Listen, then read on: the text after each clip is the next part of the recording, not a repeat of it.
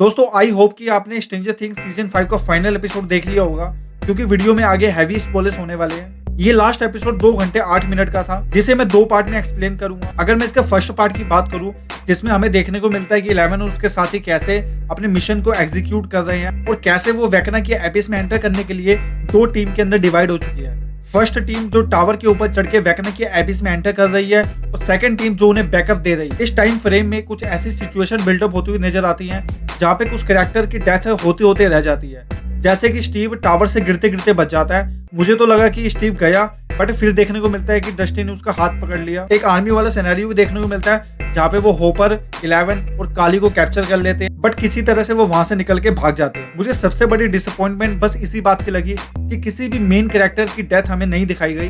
Duffer brothers ने अपने interview के अंदर कंफर्म किया था कि फाइनल एपिसोड के अंदर कुछ मेजर डेथ हमें दिखाई जाएगी, लेकिन डेथ के नाम पे हमें बस एक ही डेथ देखने को मिलती है, वो भी काली की, जिसके मरने पे मुझे नहीं लगता कि किसी को कोई दुख हुआ होगा, बल्कि सबसे ज्यादा खुशी तो उसके मरने पे ही हुई होगी। फर्स्ट हाफ का जो बिल्डअप है वो काफी अच्छा किया गया है, कैसे वो प्लानिंग करके वेकना के एबिस में एंटर करते हैं और हमें फाइनली माइंड फ्ले देखने को मिलता है, जिसका हिंट हमें सीजन 1 से ही देखने को मिल रहा था, जो कि एक बड़ी सी मकड़ी है, जिसका आइडिया हमें प्रीवियस एपिसोड में भी देखने को लग गया था कि किसी बड़ी सी मकड़ी के बॉडी के अंदर वेकना ने बच्चों को कैप्चर करके रखा हुआ है। मुझे बस एक डफर ब्रदर्स से एक बात पूछनी है कि सारे सीजन के अंदर डेमोगोर्गन, डेमोडॉग्स इन्होंने आतंक मचा के रखा था कि कहीं भी जा रहे हैं ये क्रिएचर दीवार फाड़ के, जमीन फाड़ के आपके सामने आ जा रहे हैं और आपको बहुत ही बुरी तरह से डरा रहे हैं, लेकिन फाइनल बैटल में बेचारे वेकना को इन्होंने अकेले छोड़ दिया। पूरे अप्स एंड डाउन के अंदर जहाँ पे कदम रखते ही या तो डेमोगोर्गन अटैक करेगा या तो डेमोडॉग अटैक करेगा, नहीं तो कम से कम वो चमगादड़ तो अटैक करती जिन्होंने एडी को मारा था, लेकिन ना तो डेमोगोर्गन नजर आया, ना डेमोडॉग नजर आया और ना ही वो चमगादड़ नजर आई। ऐसा लगा भाई सबके साथ छुट्टियां मनाने चले गए। एक तो बहुत ही इजीली वो वेकना के पास चले गए और बहुत ही इजीली उन्होंने माइंड फ्लेयर को हरा दिया। मतलब कि जिस माइंड फ्लेयर ने इतने सालों से 11 और उसकी टीम के साथ साथ हम सबकी फाड़ के रखी है, उनको लिटरली उन्होंने आग और गोलियों से हरा दिया। 7th एपिसोड राइटर्स की राइटिंग एकदम पीक पे थी, लेकिन 8th एपिसोड के अंदर पता नहीं उन्होंने कौन सा नशा कर लिया कि राइटिंग को उन्होंने यहाँ से यहाँ पे गिरा दिया। एकदम से कैसे दुनिया पलट गई, जज्बात बदल गए, मुझे यही समझ में नहीं आ रहा। लॉजिक तो दूर दूर तक था ही नहीं, मतलब कुछ भी चल रहा है, कुछ भी मन में आ रहा है, उन्होंने लिख दिया है कि वेकना को मारना तो मारना ही है। इतना इजीली वेकना को कैसे मार दिया है, मुझे वही समझ में नहीं आ रहा।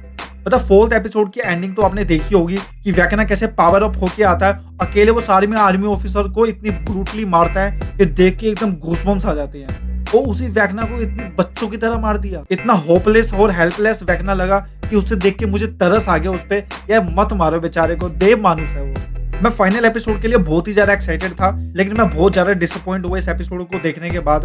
आई डोंट नो कि आपको ये एपिसोड कैसा लगा, कमेंट सेक्शन में जरूर बताइए कि आपका जो भी एक्सपीरियंस था, आपको अच्छा लगा, बुरा लगा, क्या ये एपिसोड आपकी उम्मीदों पे खरा उतर पाया। वेकना को मारने के बाद ऑलमोस्ट 1 घंटे का हमें सेकंड हाफ देखने को मिलता है, जहाँ पे हमें दिखाया जाता है कि कैसे सभी लोग सेटलमेंट हो रहे हैं और 1.5 साल का गैप हमें दिखाया जाता है वेकना के इंसिडेंट के बाद कि कैसे बच्चों ने ग्रेजुएशन कर ली। मुझे एक बात समझ में नहीं आया कि मैक्स अगर 2 साल से कोमा के अंदर है तो उसने ग्रेजुएशन कर कैसे ली? क्या वो कोमा में रहते हुए पेपर लिख रही थी?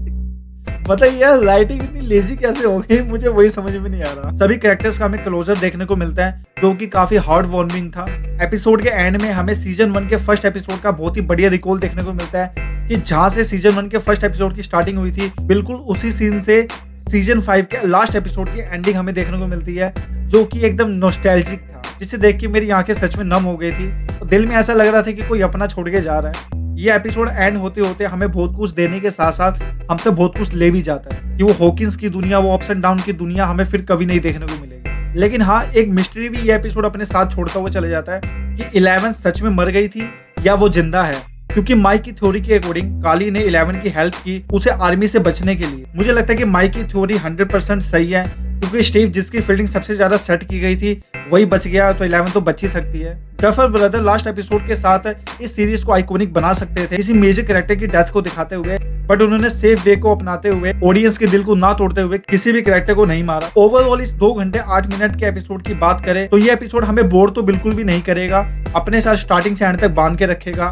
2 घंटे कब शुरू होंगे, कब निकल जाएंगे, आपको पता भी नहीं चलेगा। अगर आपको वीडियो पसंद आई तो वीडियो को लाइक कीजिए, दोस्तों के साथ शेयर कीजिए और चैनल को सब्सक्राइब करना मत भूलिएगा।